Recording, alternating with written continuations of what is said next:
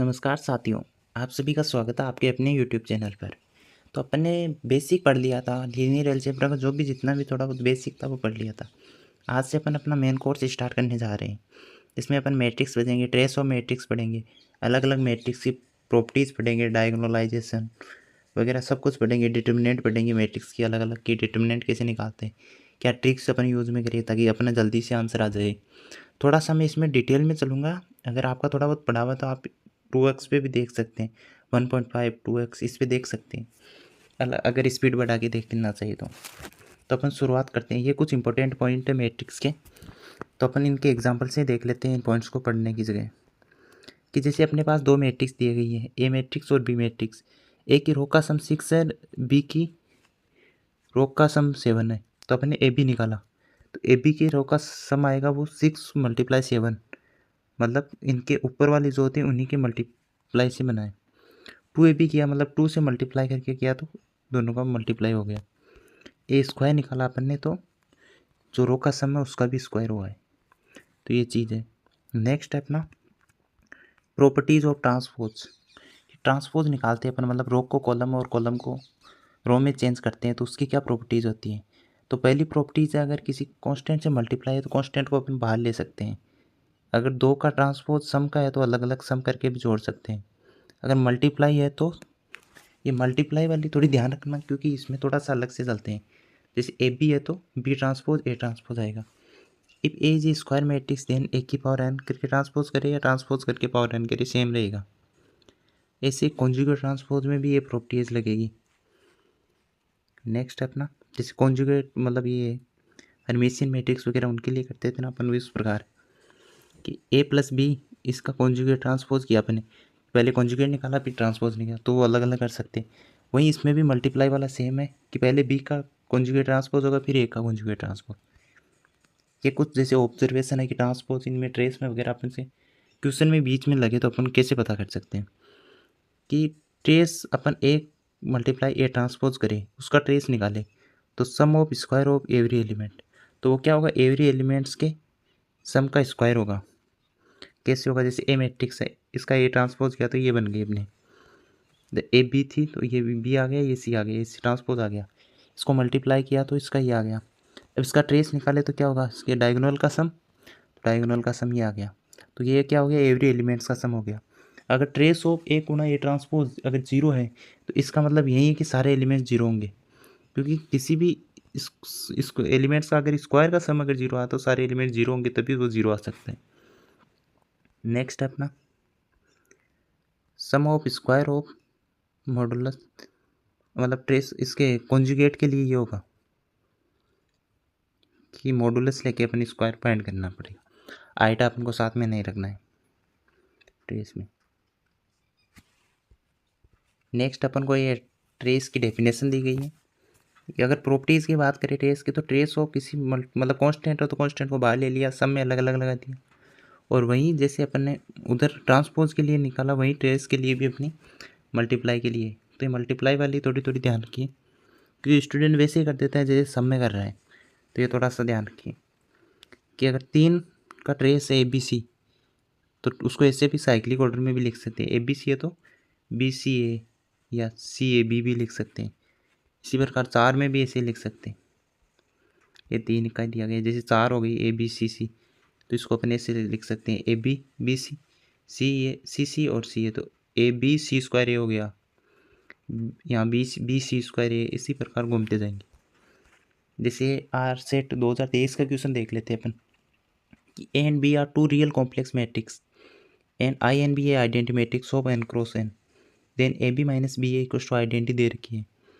तो अपन इसमें अपन को पूछा है कौन सा सही होगा, तो अपन को ये दे रखा है, तो अपन अगर दोनों तरफ ट्रेस लगाई तो ट्रेस ऑफ आइडेंटिटी मैट्रिक्स होता है ऑर्डर ऑफ एन, मतलब order of A matrix.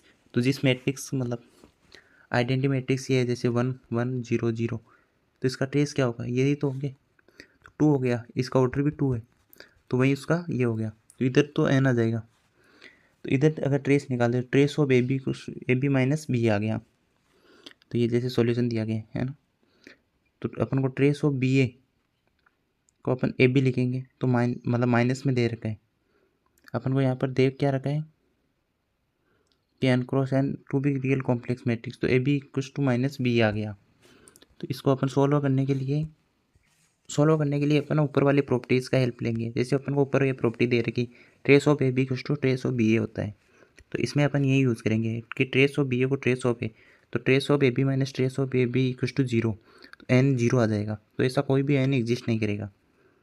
Next है जैसे ये अपने पास ट्रेस ऑफ ए गुणा ए ट्रांसपोज जीरो दे रखा है, तो देन ए एक नल मैट्रिक्स होगी, अपने पढ़ा था। अगर ए मैट्रिक्स है ट्रेस ये एम एन से बड़ा है, एम क्रॉस एन की अगर मैट्रिक्स है तो एम एन से अगर बड़ा है तो उसका प्रत्येक एलिमेंट्स वन से बड़ा होगा। ये थोड़े रिजल्ट याद रख लीजिए, आप इनको मैट्रिक्स बना के समझ भी सकते हैं। ट्रेस ऑफ ए गुणा ए ट्रांसपोज अगर एम एन से छोटा है तो प्रत्येक एलिमेंट एक से छोटा होगा, तभी हो सकता है।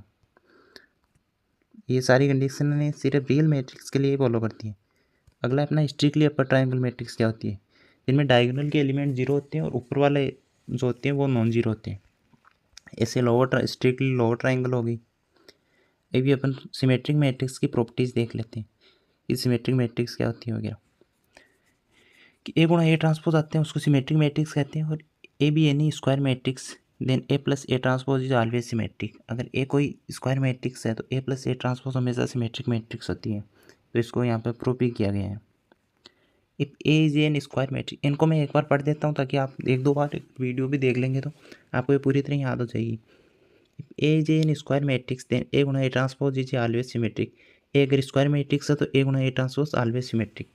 If A is symmetric matrix then P transpose A P is always symmetric where P is an square matrix of same order A. अगर ए पी का भी ऑर्डर ए के समान है तो पी ट्रांसपोज ए पी निकाले वो भी हमेशा सिमेट्रिक मैट्रिक्स होती है, अगर ए सिमेट्रिक मैट्रिक्स हो पहले से।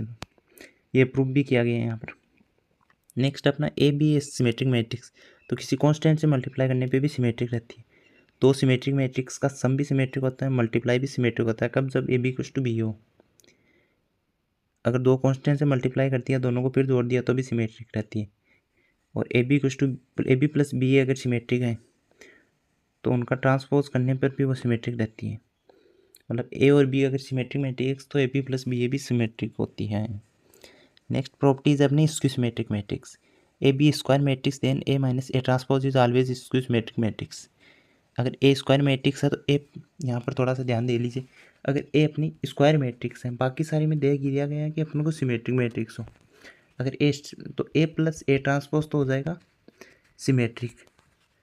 ए माइनस ए ट्रांसपोज होता है अपना skew symmetric matrix. Skew symmetric matrix मतलब एक का ट्रांसपोज करे तो माइनस ए आए अपना, तो वो होता है स्क्यू सिमेट्रिक मैट्रिक्स। तो यहाँ पर किया गया है। इसमें दो ही थी ऐसी प्रॉपर्टी जिनमें अपन ने स्क्वायर मैट्रिक्स ली थी, बाकी सभी में अपन ने पहले से सिमेट्रिक मैट्रिक्स मानी है। तो पहली थी ए अगर वो है ये बता दी मैंने, दूसरे में मल्टीप्लाई था। नेक्स्ट है अपना ये कि A and B are skew symmetric, तो उनका सम भी स्क्यू सिमेट्रिक होगा, मल्टीप्लाई भी स्क्यू सिमेट्रिक होगा जब ए बी, तो ये सेम ही उसकी तरह। ये वाली जैसे पांचवी प्रॉपर्टी है तो ये थोड़ी सी इंपॉर्टेंट है कि अपने पास क्या दिया गया है कि ए अगर स्क्यू सिमेट्रिक है तो इसकी पावर ऑड करने पे स्क्यू सिमेट्रिक रहेगी, इवन करने पे सिमेट्रिक हो जाएगी। All diagonal entries of skew symmetric matrix are zero, कि डायगोनल मैट्रिक्स की सभी एंट्रीज जीरो होती है स्क्यू सिमेट्रिक मैट्रिक्स में। मतलब अपन को कोई स्क्यू सिमेट्रिक मैट्रिक्स बनानी है 2x2 की बनाए तो दोनों ये जीरो रखी, यहाँ पर ए रखा तो यहाँ पर माइनस है, तो ये होगी अपनी स्क्यू सिमेट्रिक मैट्रिक्स। वही है null matrix skew symmetric and symmetric both are. Null matrix को स्क्यू सिमेट्रिक मैट्रिक्स भी मानते हैं और सिमेट्रिक मैट्रिक्स भी मानते हैं। ये जैसे 3x3 की हर्मिशियन मैट्रिक्स ऐसे लिखते हैं, लिख के दिखाई गई है, देख लीजिए आप। अगला है प्रॉपर्टीज़ ऑफ हर्मिशियन मैट्रिक्स। अगर ए अपनी हर्मिशियन, हाँ शुरू करते हैं। अगर ए अपनी इस हर्मिशियन मैट्रिक्स है तो किसी कांस्टेंट से मल्टीप्लाई करने पे भी हर्मिशियन मैट्रिक्स रहेगी। अगर ए अपनी हर्मिशियन मैट्रिक्स है, अगर कांस्टेंट रियल है तो इसमें हर्मिशियन रहेगी। अगर कांस्टेंट कॉम्प्लेक्स है तो, अगर कांस्टेंट प्योरली इमेजिनरी है तो वो स्क्यू सिमेट्रिक मैट्रिक्स हो जाएगी। एल्फा प्लस आइटा बीटा है तो अपन उसके बारे में कुछ कह नहीं सकते। A and B are Hermitian matrix then A plus B is also Hermitian matrix. अगर A and B are Hermitian हो तो ए प्लस उनका सम भी हमेशा हर्मिशियन होगा। अगर मल्टीप्लाई की बात करें तो कभी होगा जब A B equals to B हो। नेक्स्ट अपना if A is Hermitian matrix then A की power n is always Hermitian. A की पावर एन करने पर हमेशा हर्मिशियन रहेगी। All diagonal entries of Hermitian matrix are purely real, कि Hermitian matrix की जो भी डायगोनल एंट्रीज होगी वो हमेशा रियल होगी। तो ये नोट थोड़ा सा ध्यान दे लीजिए। नेक्स्ट अपनी properties of skew Hermitian matrix.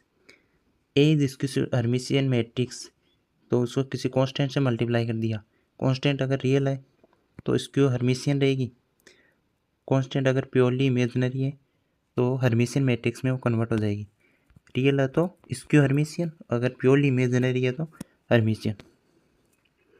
अगले अपने ऑर्थोगोनल मैट्रिक्स, तो अपने पढ़ी थी ऑर्थोगोनल क्या होगी। तो यहाँ पर डेफिनेशन लिख रखी है, ए गुणा A transpose equals to identity I. तो ये किसी भी रो का सम स्क्वायर करके सम करे तो 1 आता है, 2 रो को मल्टीप्लाई करके जोड़ते हैं तो 0 आता है। और एवरी परम्यूटेशन मैट्रिक्स अपनी ऑर्थोगोनल मैट्रिक्स होती है। ये कुछ नोट है जो मैं आपको रिवाइज करवाता चलूँगा, तो आपका बहुत ही बढ़िया रिवीजन हो जाएगा। नेक्स्ट है orthogonal matrix of order n are n factorial वो आर 0। ये तो उसी का थोड़ा पार्ट है, ये उसकी प्रॉपर्टीज़ है। तो ऑर्थोगोनल मैट्रिक्स तक अपन पढ़ लेते हैं, उसके बाद आइडोमोटेन मैट्रिक्स वगैरह है वो अपन अगले वीडियो में देख लेंगे। तो ये लास्ट टॉपिक है आज का, कि ए अगर ऑर्थोगोनल मैट्रिक्स है तो इन किसी कांस्टेंट से मल्टीप्लाई कर दिया तो ऑर्थोगोनल तभी रहेगी जब कांस्टेंट +1 या -1 हो। जैसे किसी कांस्टेंट जैसे 5, 3, 6 ऐसे से मल्टीप्लाई करने पे ऑर्थोगोनल मैट्रिक्स नहीं रहेगी। अगर ए और बी ऑर्थोगोनल है तो सम ऑर्थोगोनल हो ऐसा ज़रूरी नहीं है, पर मल्टीप्लाई हमेशा ऑर्थोगोनल होगा। If A is orthogonal then A की पावर एन भी हमेशा ऑर्थोगोनल होगी। जैसे ये क्वेश्चन दिया गया है, ये थोड़ा सा अलग पिछले वाले टॉपिक से हैं, ट्राई कर लीजिए। पी क्या दे रखा है अपन को, 2 स्टेटमेंट दिए गए हैं, जिसमें पी है ए गुणा ए ट्रांसपोज में क्या आएगा। इसमें बता रहा है कि एस अपना एस को मान लिया ये एम्प्टी सेट है। दूसरा ए गुणा ए ट्रांसपोज इक्वल्स टू ये, तो आप ये नॉन एम्प्टी सेट है कि अपन को 2x3 की अपन को ये अपनी मैट्रिक्स है। तो ये दे रहा, तो यहाँ पर तो ए गुणा ए ट्रांसपोज हमेशा सिमेट्रिक मैट्रिक्स होती है ना। तो यहाँ पर ये तो यहाँ पर सिमेट्रिकली यहाँ पर सेम एलिमेंट आने चाहिए इसे शॉर्ट डायगोनल वाले पे।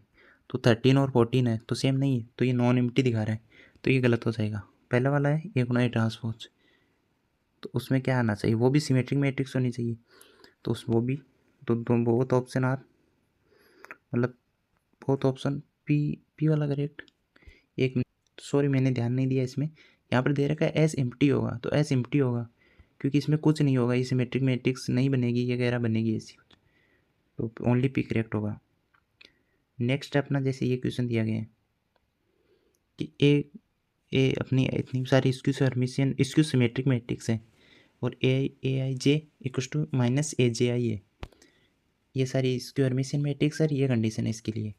तो पूछा है अपन को कि इनमें से कौन सी वाली मतलब अपन वो होगी स्क्यू सिमेट्रिक मैट्रिक्स, कौन से ऑर्डर की। तो देखिए इसमें अगर अपन एन को अपन इवन लेते हैं, मतलब अपन 2 एलिमेंट्स लेते हैं या 4 लेते हैं, यहाँ पर एन A1 A2 से एन तक दिया गया है, तो अपन मान ले A1 और A2 लिया अपन ने, है ना। तो उसका अपने ट्रांसपोज किया, तो ये आया A2 ट्रांसपोज A1 ट्रांसपोज, पहले A2 का होगा फिर A1 का होगा।